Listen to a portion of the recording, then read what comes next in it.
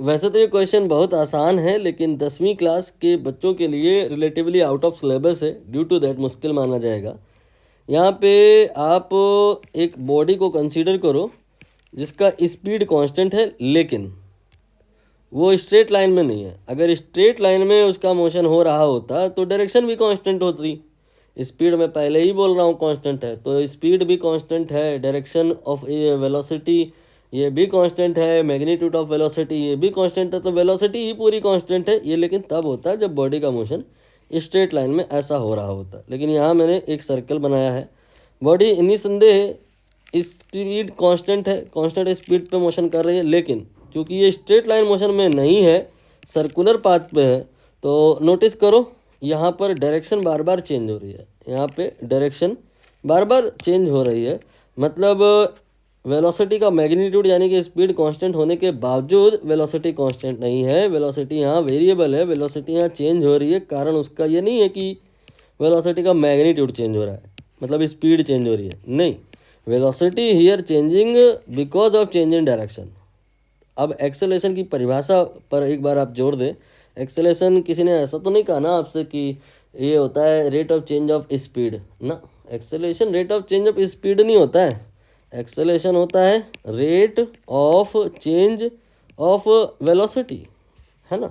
तो वेलोसिटी में तो डायरेक्शन होती है, इसीलिए कुछ किताबें यहाँ पर ऐसे लिख दे रही हैं, बिल्कुल सही है।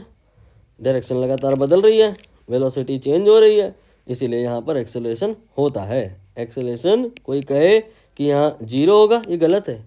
स्पीड कांस्टेंट है, it doesn't mean acceleration zero होगा। स्पीड कांस्टेंट है और अगर स्ट्रेट लाइन मोशन में है तो फिर वेलोसिटी भी कांस्टेंट हो जाएगी, क्योंकि वहाँ डायरेक्शन नहीं चेंज हो रही होती है, इसीलिए वहाँ एक्सेलरेशन जीरो हो जाएगा। बट यहाँ पे अगर हम बात करें तो डायरेक्शन चेंज हो रही है, वेलोसिटी कांस्टेंट नहीं मानी जाएगी, और वेलोसिटी अगर चेंज हो रही है तो फिर वहाँ एक्सेलरेशन होगा। और इसी एक्सेलरेशन को कहते हैं सेंट्रीपिटल एक्सेलरेशन। क्या कहते हैं?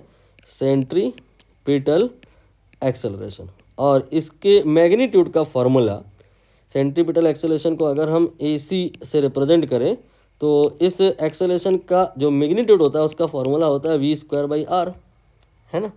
अब आप इसको एक बार और लिखो और ये बताओ क्या ये v यानी कि स्पीड पर डिपेंड कर रहा है? बिल्कुल कर रहा है, स्क्वायर है ना। तो अगर कोई चीज़ y प्रोपोर्शनल टू x जैसी है तो जब ग्राफ की शक्ल उससे दोगे आप ना, तो स्ट्रेट लाइन ग्राफ ऐसा बना दोगे। लेकिन y प्रोपोर्शनल टू x² जैसा अगर है तो फिर जब ग्राफ की शक्ल में आएगी कहानी तो वो ऐसे बनेगा ग्राफ। ये नाम में अगर जाएं, हालांकि नाम में क्या रखा है, तो ये पैराबोलिक वेरिएशन है, तो स्क्वायर का मतलब पैराबोलिक वेरिएशन। बी ऑप्शन यहाँ पे सही हो जाएगा। तो बी ऑप्शन आई थिंक देख लेते हैं, आना चाहिए, ठीक है।